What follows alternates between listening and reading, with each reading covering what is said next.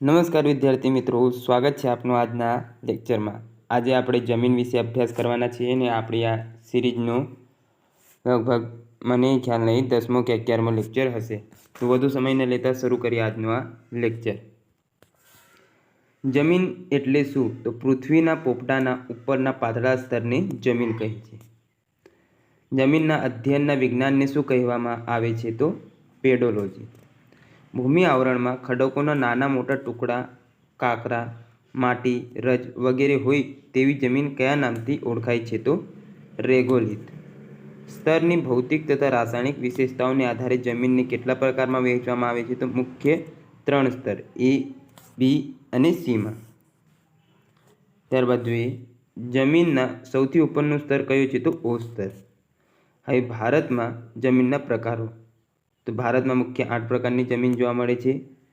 કાકા, રાત, પડી, પર્વત, જંગલમાં દટાયા, એવી રીતે યાદ રાખવાનું। કા એટલે કાળી, કાપની, કાકા એટલે ત્યારબાદ કાળી, રા એટલે રાતી, રાત, પડી એટલે પડખાવ, ત્યારબાદ પર્વત, જંગલમાં દટાયા, પ એટલે પર્વતીય, ર એટલે રણ પ્રકારની, જંગલને દલદલીય એટલે કાકા, રાત, પડી, પર્વત, જંગલમાં દટાયા, એવી રીતે યાદ રાખી શકો છો। ભારતીય કૃષિ સંશોધન પરિષદ દ્વારા ભારતની જમીનને કુલ કેટલા મુખ્ય પ્રકારમાં વિભાજિત કરવામાં આવેલ છે? તો 8। ભારતમાં સૌથી વધુ વિસ્તાર કયા પ્રકારની જમીનનો છે? તો કાપની જમીન 43%। નદીના ઉપરવાસમાં આવેલા જૂના કાપની જમીન કઈ જમીન તરીકે ઓળખાય છે? તો બાંગર। જૂના કાપની બાંગર તરીકે ઓળખાય। નદીના ઉપરવાસમાં આવેલી નવા કાપની જમીન કયા નામે ઓળખાય છે? તો ખદર। ત્યારબાદ આગળ જોઈએ નવા કાપની જમીનને શું કહેવાય છે? તો ભાઠાની જમીન। જૂના કાપની જમીનને શું કહેવાય? તો ગોરાટ જમીન। નદીના કાપથી બનતી જમીનમાં કઈ જમીન ફળદ્રુપ હોય છે? તો ભાઠાની જમીન। ભાટાની જમીન કયા પાક માટે અનુકૂળ છે? તો બટેટા માટે। રેતાળ કાપની સ્થાનિક જમીનોને કયા નામે ઓળખવામાં આવે છે? તો બેસર। ત્યારબાદ ઊંડી કાળી જમીન દક્ષિણ ભારતમાં જોવા મળતી કઈ જમીનને મળતી આવી છે? તો રેગુર જમીનને। કાળી જમીનનો કાળો રંગ શેને કારણે હોય છે? તો આયર્ન અને ટિટેનીફેરસ મેગ્નેટાઇટના કારણે। કપાસના પાક માટે સૌથી વધુ અનુકૂળ કઈ જમીન છે? તો કાળી જમીન। ભારતના કયા રાજ્યમાં જમીનમાં માત્રા સૌથી વધુ જોવા મળે છે? તો મહારાષ્ટ્રમાં। ત્યારબાદ આગળ જોઈએ તો એમાં છે ઉનાળાના દિવસોમાં સ્વયં ખેડાતી જમીન તરીકે પ્રખ્યાત કઈ છે? તો કાળી જમીન। કઈ જમીનની ભેજ ધારણ શક્તિ સૌથી ઓછી છે? તો રેતાળ જમીનની। ભારતમાં રેગુર નામે કઈ જમીન ઓળખાય છે? તો કાળી જમીન। કઈ જમીનમાં ભેજ સંગ્રહણ શક્તિ વધારે હોય છે અને જ્યારે ભેજ સુકાય ત્યારે તેમાં ફાટો કે તિરાડો પડે છે? તો કાળી જમીનમાં। કઈ જમીનને ગોચર જમીન તરીકે ઉપયોગમાં લેવાય છે? તો આછી કાળી જમીનને। રાતી જમીનનો લાલ રંગ શેના કારણે હોય છે? તો ફેરિક ઓક્સાઇડના કારણે। કયા પ્રકારની જમીનમાં સિલિકા અને આયર્નનું પ્રમાણ વધુ હોય છે? તો લાલ અથવા રાતી જમીનમાં। ત્યારબાદ રેતી, કાપ અને માટીની ટકાવારી ખાલી જગ્યા કહેવાય તો જમીનનો બાંધો। રાતી જમીન કયા ખડકો ધરાવતા એક ક્ષેત્રમાં જોવા મળે છે? તો આગ્નેય અને રૂપાંતરિત। લેટેરાઇટ જમીનમાં લાલ રંગ કોને આભારી છે? તો લો ઓક્સાઇડને। કયા પ્રકારની જમીનમાં સેન્દ્રિય તત્વોનું પ્રમાણ સૌથી વધુ હોય છે? તો કાપની જમીન। કાપની જમીનમાં મુખ્યત્વે કયા તત્વોનો અભાવ હોય છે? તો નાઇટ્રોજન અને ફોસ્ફરસનો। ત્યારબાદ કયા પ્રકારની જમીનમાં સેન્દ્રિય તત્વોનું પ્રમાણ સૌથી ઓછું હોય છે? તો રેતાળ જમીનમાં। કઈ જમીન ખૂબ જ ઝડપથી ગરમ થઈ જાય છે અને ખૂબ જ ઝડપથી ઠંડી થઈ જાય? તો રેતાળ જમીન। ભેજયુક્ત આર્દ્ર ઉષ્ણકટિબંધીય અને વિષુવવૃત્તીય ક્ષેત્રની જમીન કઈ કહેવાય? તો લેટેરાઇટ જમીન। વધુ વરસાદને કારણે તીવ્ર ધોવાણના ક્ષેત્રમાં કઈ જમીન જોવા મળે છે? તો પડખાવ કે લેટેરાઇટ જમીન। ભારતમાં ચા અને કોફીના પાક માટે મુખ્યત્વે કઈ જમીનમાં વાવેતર કરવામાં આવે છે? તો પડખાવ જમીનમાં। નાઇટ્રોજન તત્વ ધરાવતી જમીનને કયા નામે ઓળખવામાં આવે? તો લેટેરાઇટ। પડખાવ જમીન કેવા પ્રદેશમાં જોવા મળે છે? તો વિષુવવૃત્તીય પ્રદેશમાં। રણ પ્રકારની જમીનને કયા બે પેટા વિભાગમાં વહેંચવામાં આવે છે? તો રેગોસોલિક અને લિથોસોલિક. જંગલ પ્રકારની જમીન કયા વિસ્તારમાં જોવા મળે છે? તો સહ્યાદ્રી, પૂર્વઘાટ, મધ્ય હિમાલય અને તરાઈ ક્ષેત્રમાં. ત્યારબાદ પીટ પ્રકારની જમીન ભારતના કયા વિસ્તારમાં જોવા મળે? તો કેરળ, ઓડિશા, સુંદરવન, તમિલનાડુના આગળ જોઈએ કિનારાના ભાગો અને ઉત્તરાખંડના અલ્મોડા જિલ્લામાં જોવા મળે છે. ખાલી જગ્યા પ્રકારની જમીનોની ભૌતિક પરિસ્થિતિ નબળી હોય છે તો ક્ષારીય. લીચિંગની સારવાર શેના માટે વપરાય છે? તો ક્ષારીય જમીનની સારવાર માટે લીચિંગની સારવાર વપરાય છે. જમીન ભેજવાળા વિસ્તારોમાં જૈવિક પદાર્થોના સંગ્રહથી કઈ જમીનનું નિર્માણ થાય છે? દલદલ કે પીટ પ્રકારની જમીનનું. ત્યારબાદ આગળ છે ગુજરાતની જમીનના પ્રકારો. અખિલ ભારતીય જમીન અને ઉપયોગિતા મોજણી સંસ્થા મુજબ ગુજરાતની જમીનમાં કેટલા વિભાગો છે? 7. ભારતમાં કહેવામાં આવે તો 8. ગુજરાતમાં જમીનના પ્રકાર કયા છે? તો કાપની, કાળી, ક્ષારીય, રેતાળ, પટકાઉ, પહાડી અને જંગલી. ગુજરાતમાં જમીનોના પ્રકારોને ભૌગોલિક વિસ્તારના આધારે ચડતા ક્રમમાં ગોઠવો તો પટકાઉ, ત્યારબાદ રેતાળ જમીન, ત્યારબાદ ક્ષારીય જમીન, કાળી જમીન અને સૌથી વધારે કાપની જમીન. ગુજરાતને કેટલા એગ્રો ક્લાઇમેટ ઝોનમાં વહેંચવામાં આવ્યું છે? તો 8. ગુજરાતમાં સૌથી વધુ કઈ જમીન જોવા મળે છે? તો કાપની જમીન 50% કરતાં વધારે વિસ્તારમાં. સાબરમતી નદી ખંભાતના અખાતને જ્યાં મળે તે જમીન કયા નામે ઓળખાય છે? તો ભાઠાની જમીન. ગુજરાતમાં પટકાઉ જમીન કયા જિલ્લામાં જોવા મળે છે? તો ડાંગમાં. ગુજરાતમાં સૌથી વધુ ખારાશવાળી જમીન કયા વિસ્તારમાં છે? તો કચ્છમાં. ત્યારબાદ અમદાવાદના ભાલકાંઠા વિસ્તારમાં અને સૌરાષ્ટ્રના ઘેટ પ્રદેશમાં કઈ જમીન આવેલી છે? તો ક્ષારીય જમીન. કયા પ્રકારની જમીન વધુ ભેજ સંગ્રહ શક્તિ ધરાવે છે? તો ક્યારીની જમીન. આગળ જોઈએ ગુજરાતની કઈ જમીન ઈંટ જેવો રતાશ પડતો રંગ ધરાવે છે? તો એ છે પટકાઉ જમીન. દક્ષિણ ગુજરાતની ગોચર જમીનનો અનામત ભાગ કયા નામે ઓળખાય છે? તો બીડ. જંગલો હેઠળની સૌથી વધુ જમીન કયા જિલ્લામાં ધરાવે છે? તો ડાંગમાં 58.5% જેટલી. સૌરાષ્ટ્રમાં આવેલી ધારની જમીનમાં કયો પાક વધુ લેવાય છે? તો મગફળી. આગળ જોઈએ ગુજરાતમાં કઈ જમીન સૌથી વધુ દળદાર જમીન છે? તો ઊંડી કાળી જમીન. ગુજરાતમાં તમાકુના પાક માટે કઈ જમીન પ્રખ્યાત છે? તો બેસર પ્રકારની જમીન.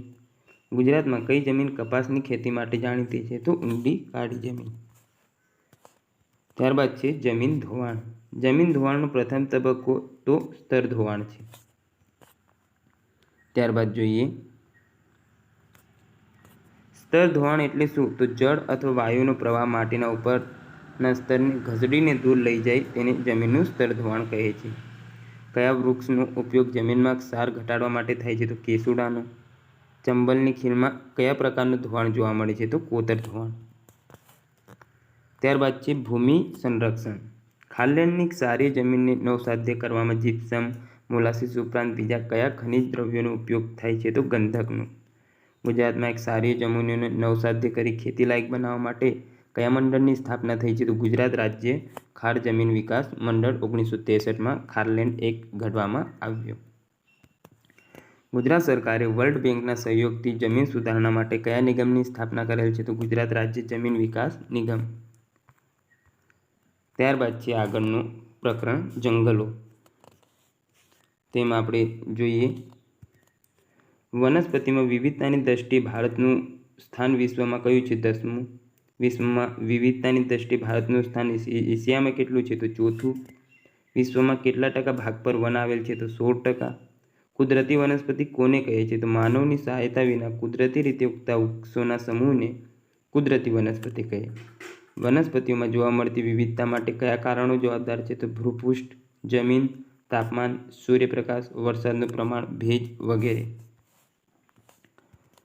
સંતુલિત પર્યાવરણ માટે કુલ ભૌગોલિક વિસ્તારનો કેટલા ટકા વિસ્તાર જંગલ વિસ્તાર હોવો જોઈએ? તો 33%. ત્યારબાદ છે અહીંયા જંગલના પ્રકારો. ભારતમાં કેટલા પ્રકારના જંગલ જોવા મળે છે? તો 5. ઉષ્ણકટિબંધીય વરસાદી, ઉષ્ણકટિબંધીય પાનખર, ઉષ્ણકટિબંધીય કાંટાળા, ભરતીના જંગલો મેંગ્રુવ અને પર્વતીય જંગલો.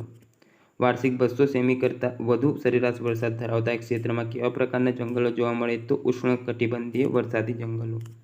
ઉષ્ણકટિબંધીય વરસાદી જંગલોને બીજા કયા નામે ઓળખવામાં આવે? તો ઉષ્ણકટિબંધીય નિત્ય લીલા જંગલો કે ઉષ્ણકટિબંધીય સદાબહાર જંગલો. ઉષ્ણકટિબંધીય વરસાદી જંગલો મુખ્યત્વે ક્યાં જોવા મળે છે? તો પશ્ચિમ ઘાટના વધુ વરસાદવાળા વિસ્તારોમાં, લક્ષદ્વીપ, અંદમાન નિકોબાર, આસામના ઉપરી વિસ્તારોમાં, શિલોંગના ઉચ્ચ પ્રદેશ અને તમિલનાડુના તટીય પ્રદેશોમાં. ત્યારબાદ આગળ જોઈએ, ઉષ્ણકટિબંધીય અર્ધ સદાબહાર જંગલો મુખ્યત્વે ક્યાં જોવા મળે? તો ભારતના પશ્ચિમ કિનારે, આસામ અને ઓડિશામાં. વાર્ષિક 70 સેન્ટીમીટરથી 200 સેન્ટીમીટર સુધીના સરેરાશ વરસાદ ધરાવતા એક ક્ષેત્રમાં કેવા પ્રકારના જંગલો જોવા મળે? તો ઉષ્ણકટિબંધીય પાનખર જંગલો. ઉષ્ણકટિબંધીય પાનખર જંગલોને બીજા કયા નામે ઓળખવામાં આવે? તો ઉષ્ણકટિબંધીય ખરાવ જંગલો તરીકે ઓળખવામાં આવે છે. ભારતમાં કયા પ્રકારના જંગલોનું પ્રમાણ સૌથી વધુ છે? તો ઉષ્ણકટિબંધીય ખરાવ જંગલો. કયા પ્રકારના વન સૌથી વધુ પ્રજાતીય વૈવિધ્ય ધરાવે છે? તો ઉષ્ણકટિબંધીય પાનખર જંગલો. વાર્ષિક વરસાદના આધારે ઉષ્ણકટિબંધીય પાનખર જંગલોને બીજા કયા નામે ઓળખવામાં આવે? તો ઉષ્ણકટિબંધીય ભેજવાળા પાનખર જંગલો અને ઉષ્ણકટિબંધીય સૂકા પાનખર જંગલો. ઉષ્ણકટિબંધીય પાનખર જંગલો મુખ્યત્વે ક્યાં જોવા મળે? તો ઉત્તર પૂર્વીય રાજ્યોમાં, હિમાલયની તળેટીના વિસ્તારોમાં, પશ્ચિમ ઓડિશા, છત્તીસગઢ, ઝારખંડ, પશ્ચિમ ઘાટના પૂર્વીય ઢોળાવોમાં અને વિંધ્ય અને સાતપુડાના પર્વતોમાં. વાર્ષિક 70 સેન્ટીમીટર કરતાં ઓછો સરેરાશ વરસાદ ધરાવતા એક ક્ષેત્રમાં કેવા પ્રકારના જંગલ જોવા મળે? તો ઉષ્ણકટિબંધીય કાંટાળા જંગલો. કયા પ્રકારના જંગલમાં વૃક્ષો છૂટાછવાયા જોવા મળે છે તથા ઘાસના મેદાનો મળી આવે છે? તો ઉષ્ણકટિબંધીય કાંટાળા જંગલો. ઉષ્ણકટિબંધીય કાંટાળા જંગલો મુખ્યત્વે ક્યાં જોવા મળે? તો ભારત ઉત્તર પશ્ચિમ વિસ્તારમાં, ગુજરાત, રાજસ્થાન, મધ્યપ્રદેશ અને ઉત્તર પ્રદેશમાં. સામાન્ય રીતે ભરતીના જંગલો ક્યાં જોવા મળે? તો ક્ષારીય દલદલ, પંક મેદાનો, સાંકડી ભરતી ઘાટીઓ અને નદીઓના મુક્ત ત્રિકોણ પ્રદેશમાં. ભરતીના જંગલોને બીજા કયા નામે ઓળખવામાં આવે છે? તો તે છે તટીય કે દલદલીય જંગલો. દરિયા કિનારે કાદવ કીચડમાં થતા જંગલોને ખાલી જગ્યા તરીકે ઓળખવામાં આવે તો મેંગ્રુવ. ભારતમાં મેંગ્રુવ જંગલોના કુલ ભૌગોલિક વિસ્તાર કયા રાજ્યમાં સૌથી વધુ છે? તો પશ્ચિમ બંગાળમાં. ત્યારબાદ ભારતનો કયો વિસ્તાર મેંગ્રુવ જંગલ, નિત્ય લીલા જંગલ અને પાનખર જંગલનું મિશ્રણ ધરાવે છે? તો અંદમાન અને નિકોબાર ટાપુઓ. ભારતમાં ઉત્તર પૂર્વી વિસ્તારમાં કયા પ્રકારના વન જોવા મળે? તો પહાડી સમશીતોષ્ણ કટિબંધીય વન. પર્વતીય જંગલોને કેટલા ભાગમાં વિભાજિત કરવામાં આવે? તો 2, હિમાલયના જંગલો અને દ્વીપકલ્પીય ભારતના જંગલો. હિમાલયના પર્વતીય જંગલોને કેટલા પ્રકારમાં વર્ગીકૃત કરવામાં આવે? તો 3 ભાગમાં: સમશીતોષ્ણ કટિબંધીય જંગલો, શંકુદ્રુમ જંગલો અને આલ્પાઇન કે ટૂંકું ઘાસ ટુન્ડ્રા પ્રકારની વનસ્પતિ. હિમાલય તથા પશ્ચિમ ઘાટના વધુ ઊંચા પર્વતીય વિસ્તારોમાં કયા પ્રકારના જંગલો જોવા મળે? તો શંકુદ્રુમ જંગલો. ત્યારબાદ આગળ જોઈએ, કયા પ્રદેશમાં જંગલ વિસ્તારની સૌથી વધુ ટકાવારી છે? તો દ્વીપકલ્પીય. સમુદ્ર સપાટીથી 1500 મીટરની ઊંચાઈએ નીલગિરી જેવા પર્વતીય ક્ષેત્રમાં આવેલા સમશીતોષ્ણ કટિબંધીય જંગલો કયા નામે ઓળખાય? તો શોલા. નીલગિરી પહાડીઓમાં સૌથી વધારે કયા વૃક્ષો જોવા મળે? તો સાગના વૃક્ષો. ભારતમાં સૌથી વધુ જંગલો ધરાવતું રાજ્ય કયું? તો મિઝોરમ. ભારતમાં સૌથી વધુ સવાના ઘાસ કયા રાજ્યમાં થાય છે? તો મધ્યપ્રદેશ. ભારતમાં સૌથી વધુ નારિયેળીના વૃક્ષો કયા રાજ્યમાં જોવા મળે? તો કેરળમાં. ત્યારબાદ ભારતમાં સૌથી વધુ સાગના વૃક્ષો ક્યાં જોવા મળે છે? તો મધ્યપ્રદેશમાં. ભારતમાં સૌથી વધુ ચંદનના વૃક્ષો કયા રાજ્યમાં થાય? તો કર્ણાટકમાં. ભારતમાં કયા રાજ્યમાં સુંદર વન આવેલ છે? તો પશ્ચિમ બંગાળમાં. કયા દિવસને વિશ્વ વન દિવસ તરીકે ઉજવવામાં આવે છે? તો 21 માર્ચ. ઇન્દિરા ગાંધી રાષ્ટ્રીય વન અકાદમી ભારતમાં ક્યાં આવેલી છે? તો દેહરાદૂન, ઉત્તરાખંડ ખાતે. કેન્દ્રીય નારિયેળી અનુસંધાન સંસ્થા ક્યાં આવેલ છે? તો કેરળ, કાસારગોડ ખાતે. રાષ્ટ્રીય લાખ અનુસંધાન સંસ્થા ક્યાં આવેલ છે? તો રાંચી, ઝારખંડ ખાતે. બ્રાઝિલના એમેઝોન પ્રદેશને કયા જંગલોનો સૌથી વિશાળ ફેલાવો છે? તો ઉષ્ણકટિબંધીય જંગલોનો. ઈસવીસન 1957માં દિલીપસિંહ ભુરિયા સમિતિના ઠરાવ અનુસાર જંગલોના વૃક્ષમાંથી થતી આવકના કેટલા ટકા આવક આદિવાસી ખેડૂતોને આપવામાં આવે છે? તો 100%. ત્યારબાદ ગ્રેટ ગ્રીન વોલ કાર્યક્રમ કોના સાથે સંબંધિત છે? તો મરુસ્થળને રણ આગળ વધતા અટકાવવા માટે. કયા સ્થળે ભારતનો પ્રથમ વર્ટિકલ ફોરેસ્ટ ટાવર માના ફોરેસ્ટા બનાવવામાં આવ્યો છે? તો બેંગ્લોર ખાતે. આગળ જોઈએ ગુજરાતના જંગલો. ગુજરાતમાં જંગલોના કેટલા પ્રકાર છે? તો 4. ભેજવાળા પાનખર, સૂકા પાનખર, સૂકા ઝાકરાવાળા અને મેંગ્રોવ. ગુજરાતમાં કેટલા ટકા વિસ્તારમાં જંગલો આવેલા છે? તો 11. ચેમ્પિયન અને શેઠના વર્ગીકરણ મુજબ જંગલોને મુખ્ય કેટલા પ્રકારમાં વર્ગીકૃત કરવામાં આવ્યા છે? તો 4 પ્રકાર. ભેજવાળા પાનખર જંગલો, ઉષ્ણકટિબંધીય સૂકા પાનખર જંગલો, ઉષ્ણકટિબંધીય કાંટાળા જંગલો અને ભરતીજન્ય જંગલો. 120 સેન્ટીમીટર જેટલા વધુ વરસાદવાળા પ્રદેશોમાં કયા જંગલો આવેલા છે? તો ભેજવાળા પાનખર. ગુજરાતના કયા જંગલોમાં 50% કરતાં પણ વધુ વૃક્ષો સાગના છે? તો ભેજવાળા પાનખર જંગલોમાં. ડાંગના જંગલો કયા પ્રકારના જંગલો છે? તો ભેજવાળા પાનખર. ભેજવાળા પાનખર જંગલો કયા જિલ્લામાં જોવા મળે? તો સુરત, તાપી, વલસાડ, નવસારી, ડાંગ, સૌરાષ્ટ્ર, ગિરનાર અને શેત્રુંજયના વિસ્તારોમાં. 60 થી 120 સેન્ટીમીટર જેટલા મધ્યમ વરસાદવાળા પ્રદેશોમાં કયા જંગલો આવેલા છે? તો સૂકા પાનખર જંગલો. ત્યારબાદ સૂકા પાનખર જંગલો કયા જિલ્લામાં જોવા મળે? તો સાબરકાંઠા, અરવલ્લી, પંચમહાલ, દાહોદ, વડોદરા, નર્મદા, સૌરાષ્ટ્રના જામનગર, જૂનાગઢ, ગીર સોમનાથ અને અમરેલીના ડુંગરાળ વિસ્તારમાં. 60 સેન્ટીમીટર કરતાં ઓછા વરસાદવાળા પ્રદેશમાં કયા જંગલો આવેલા છે? તો સૂકા ઝાકરાવાળા જંગલો. કયા પ્રકારના જંગલોમાં કાંટાળી વનસ્પતિ જોવા મળે? તો સૂકા ઝાકરાવાળા જંગલોમાં. સૂકા ઝાકરાવાળા જંગલો કયા જિલ્લામાં આવેલા છે? તો કચ્છ, રાજકોટ, ભાવનગર, જૂનાગઢ, ગીર સોમનાથ અને બનાસકાંઠામાં. ત્યારબાદ આગળ જોઈએ ઉષ્ણકટિબંધીય કાંટાળા જંગલો ક્યાં જોવા મળે? તો સૌરાષ્ટ્ર, કચ્છ અને ઉત્તર ગુજરાતમાં. ઉષ્ણકટિબંધીય કાંટાળા જંગલોમાં જોવા મળતું ઘાસ ગુજરાતમાં ક્યાં જોવા મળે? તો ભાવનગરના વેળાવદર અને કચ્છના બંને વિસ્તારમાં. ભરતીજન્ય જંગલો ગુજરાતમાં મુખ્યત્વે ક્યાં જોવા મળે? તો કચ્છના અખાતમાં, કચ્છ અને જામનગર જિલ્લામાં. ભારતમાં મેંગ્રોવના સૌથી વધુ જંગલ પશ્ચિમ બંગાળ બાદ ક્યાં જોવા મળે? તો ગુજરાતમાં. ગુજરાતના કયા જિલ્લામાં મેંગ્રોવ જંગલો જોવા મળે? તો કચ્છ, જામનગર અને જૂનાગઢમાં. ગુજરાતમાં કેટલા અને કયા જિલ્લામાં મેંગ્રોવ જંગલો આવેલા છે તે જોઈએ. તો એ છે 14 જિલ્લામાં કચ્છ, જામનગર, અમદાવાદ, નવસારી, આણંદ, સુરત, ભાવનગર, વલસાડ, વડોદરા, પોરબંદર, રાજકોટ, ભરૂચ, જૂનાગઢ અને અમરેલીમાં. ત્યારબાદ દરિયા કિનારે કાદવ કીચડમાં થતા જંગલોને કયા નામે ઓળખવામાં આવે? તો મેંગ્રોવ. ગુજરાતમાં સૌથી વધુ કચ્છમાં 71.5% જોવા મળે છે. ચેરના વૃક્ષોનો સૌથી વધુ વિસ્તાર કયા જિલ્લામાં આવેલ છે? તો કચ્છમાં. એશિયાની સૌથી મોટી ઘાસીય મેદાનનો વિસ્તાર કયા જિલ્લામાં આવેલ છે? તો કચ્છ જિલ્લામાં. ગુજરાતના કયા જિલ્લામાં ગોચર જંગલોનું પ્રમાણ સૌથી વધુ છે? તો ગીર સોમનાથ. કુલ ભૌગોલિક વિસ્તાર અને તે પૈકીના વન વિસ્તારને ધ્યાને રાખતા ટકાવારીની દ્રષ્ટિએ કયા જિલ્લામાં વન વિસ્તારની ટકાવારી સૌથી વધુ છે? તો ડાંગમાં. આગળ જોઈએ કયા વન વિસ્તાર ગુજરાતમાં જોવા મળે? તો શુષ્ક સાગવન, તટીય દલદલીય જંગલો અને યુફોર્બિયા સ્ક્રબ. ગુજરાતમાં સૌથી વધુ જંગલો ધરાવતો જિલ્લો કયો છે? તો ડાંગ.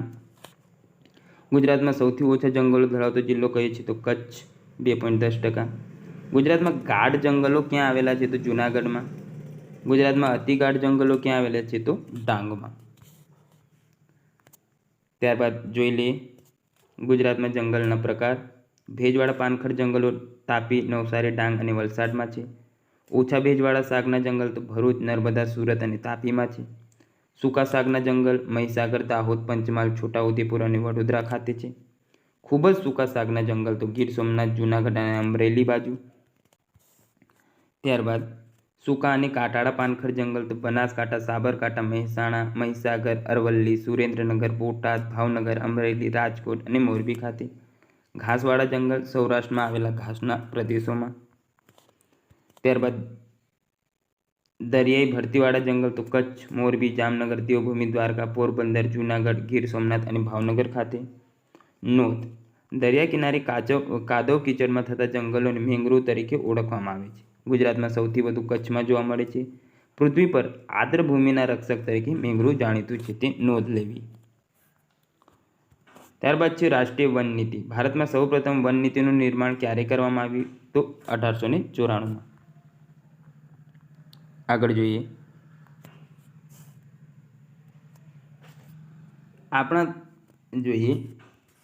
આપણા દેશની રાષ્ટ્રીય વન નીતિ અનુસાર દેશની કુલ ભૂમિ ભાગના કેટલા વિસ્તારમાં જંગલ હોવા આવશ્યક છે? તો 33%. ભારતીય વન નીતિ 1988 અનુસાર દેશના કુલ ભૌગોલિક પ્રદેશના કેટલા ભાગમાં જંગલ હોવા જોઈએ? તો 1/3 એટલે 33% ભાગમાં.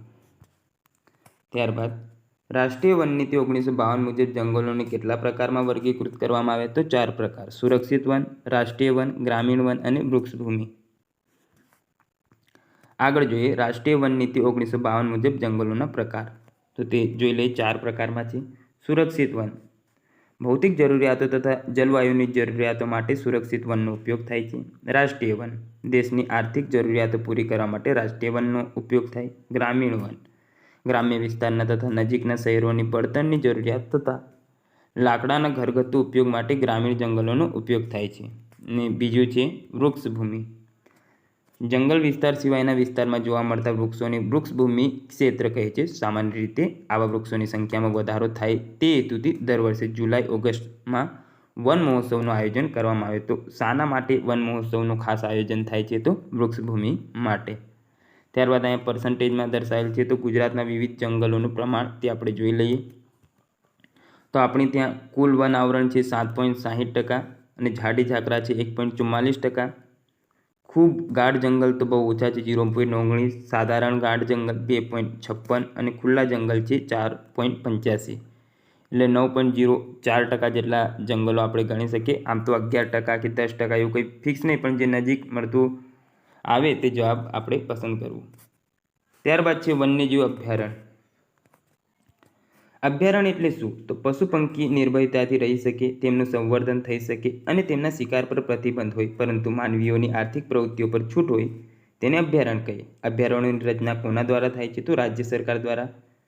વન્યજીવ સંરક્ષણ ધારાને અનુસરીને જંગલ વિસ્તારોને કયા 2 ભાગમાં વહેંચવામાં આવે? તો રાષ્ટ્રીય ઉદ્યાન અને અભયારણ્યમાં. ગુજરાતના અભયારણ્ય જોઈ લઈએ. ગુજરાતમાં કુલ કેટલા અભયારણ્ય છે? 23. ગુજરાતનું સૌપ્રથમ વન્યજીવ અભયારણ્ય કયું અને ક્યારે જાહેર કરવામાં આવ્યું? તો ગીર અભયારણ્ય 1965માં. ગુજરાતનું સૌથી છેલ્લું વન્યજીવ અભયારણ્ય કયું અને ક્યારે જાહેર કરવામાં આવ્યું? તો ગિરનાર અભયારણ્ય 2008માં.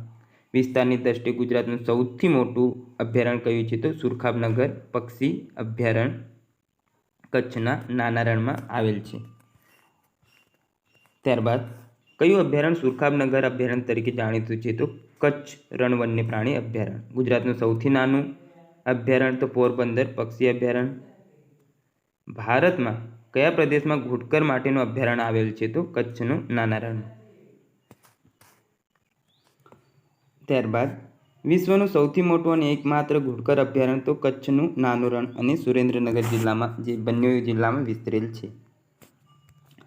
કયું અભયારણ્ય ગુજરાતનું સૌથી વધુ વરસાદ મેળવે છે? તો બરડીપાડા અભયારણ્ય. કયું અભયારણ્ય મહાગંગા પક્ષી તરીકે જાણીતું છે? તો ગાગા વન્યજીવ અભયારણ્ય. ગીર ફાઉન્ડેશન દ્વારા પ્રાકૃતિક શિક્ષણ શિબિરનું આયોજન કયા અભયારણ્યમાં કરવામાં આવે? તો હિંગોળગઢ પ્રાકૃતિક શિક્ષણ અભયારણ્ય ખાતે. જેસોર અભયારણ્ય કયા જિલ્લામાં આવેલ છે? તો બનાસકાંઠામાં. સિંહ, વાઘ, કાળિયાર અને નીલગાય પૈકી કયું પ્રાણી ગીરના અભયારણ્યમાં જોવા મળતું નથી? તો વાઘ. રતનમહાલ રીંછ અભયારણ્ય કયા જિલ્લામાં આવેલ? તો દાહોદમાં. વેળાવદર અભયારણ્ય શાના માટે જાણીતું છે? તો કાળિયાર. ગુજરાતમાં સિંહના કુલ કેટલા અભયારણ્ય છે? તો 5.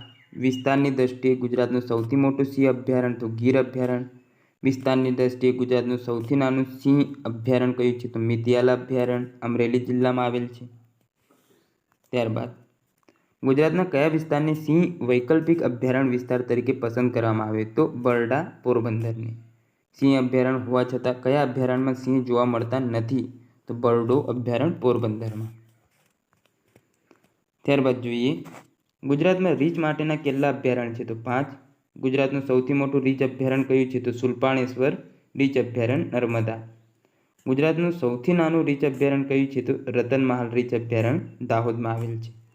બાલારામ રીંછ અભયારણ્યને અન્ય કયા નામે ઓળખવામાં આવે? તો અંબાજી રીંછ અભયારણ્ય તરીકે ઓળખવામાં આવે, જે બનાસકાંઠામાં આવેલ છે.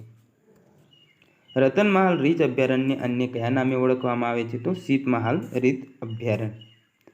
ગુજરાતમાં રીંછ એટલે કે સ્લોથ બિયરની સૌથી વધુ વસ્તી કયા અભયારણ્યમાં છે? તો રતનમહાલ રીંછ અભયારણ્ય દાહોદમાં. સુલપાણેશ્વર અભયારણ્યને અન્ય કયા નામે ઓળખવામાં આવે? તો ઢુલખલ રીંછ અભયારણ્ય અને દેડિયાપાડા રીંછ અભયારણ્ય તરીકે ઓળખવામાં આવે છે. ગુજરાતમાં પક્ષીઓ માટેના કેટલા અભયારણ્ય આવેલ છે? તો 6. કયું અભયારણ્ય ગુજરાતનું સૌથી મોટું પ્રાકૃતિક શિક્ષણ તાલીમ કેન્દ્ર છે? તો હિંગોળગઢ અભયારણ્ય. આગળ જોઈએ, હિંગોળગઢ પ્રાકૃતિક શિક્ષણ અભયારણ્ય કયા વર્ષે સ્થાપવામાં આવ્યું? તો 1980માં. કયું પક્ષી માત્ર હિંગોળગઢ અભયારણ્યમાં જોવા મળે? તો બાજ પક્ષી. ગુજરાતનું સૌથી મોટું યાયાવર પક્ષી અભયારણ્ય કયું છે? તો નળ સરોવર પક્ષી અભયારણ્ય. જૂનાગઢ ખાતેના સક્કરબાગ પ્રાણી સંગ્રહાલયની સ્થાપના કઈ સાલમાં થઈ? તો 1863માં, જે ભારતનું સૌથી જૂનું પ્રાણી સંગ્રહાલય છે. પરવળા એટલે કોરલ કયા અભયારણ્યમાં જોવા મળે? તો દરિયાઈ અભયારણ્યમાં. ગુજરાતનું એકમાત્ર ગેમ રિઝર્વ કયું છે? તો થોડ પક્ષી અભયારણ્ય, કડી, જિલ્લો મહેસાણા. ઉડી શકે તેવું સૌથી વજનદાર પક્ષી કયું છે? તો ગ્રેટ બસ્ટાર્ડ અથવા કોરી બસ્ટાર્ડ. સૌથી વધુ ઊંચાઈએ ઉડતા પક્ષીનું નામ લખો? તો ગ્રીફોન વલ્ચર. ગુજરાતનું ઝડપથી લુપ્ત થઈ રહેલ પક્ષી કયું છે? તો ગીધ. ત્યારબાદ આગળ જોઈએ ભારતના અભયારણ્યો. ભારતમાં કુલ કેટલા વન્યજીવ અભયારણ્ય આવેલ છે? તો 567.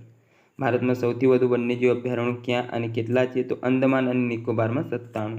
ભારતનું સૌથી મોટું અભયારણ્ય કયું છે? તો કચ્છ વન્ય પ્રાણી અભયારણ્ય, સુરખાનગર રણ અભયારણ્ય તરીકે પણ ઓળખાય, જે ગુજરાતમાં આવેલ છે. ચંદ્રપ્રભા અભયારણ્ય ભારતના કયા રાજ્યમાં આવેલું છે? તો ઉત્તર પ્રદેશમાં. ભારતનું સૌથી મોટું વાઘ અભયારણ્ય કયું છે? નાગાર્જુન સાગર, જે આંધ્રપ્રદેશમાં આવેલ છે. ભારતનું સૌથી નાનું વાઘ અભયારણ્ય કયું છે? તો પેંચ, મધ્યપ્રદેશ ખાતે. રાષ્ટ્રીય ચંબલ અભયારણ્ય મધ્યપ્રદેશ ગંગા નદીની ડોલ્ફિન તથા લુપ્તપ્રાય ઘડિયાળો માટે વિશ્વ પ્રસિદ્ધ. તેની સ્થાપના ક્યારે કરવામાં આવી? તો વર્ષ 1979માં.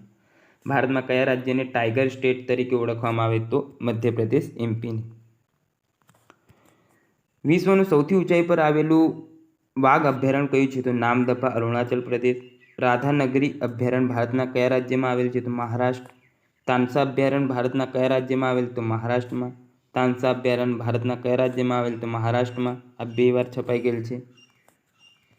હાથી માટેનું પેરિયાર અભયારણ્ય ભારતના કયા રાજ્યમાં આવેલ છે? તો કેરળમાં. રણથંભોર વાઘ અભયારણ્ય કયા રાજ્યમાં આવેલ? તો રાજસ્થાનમાં.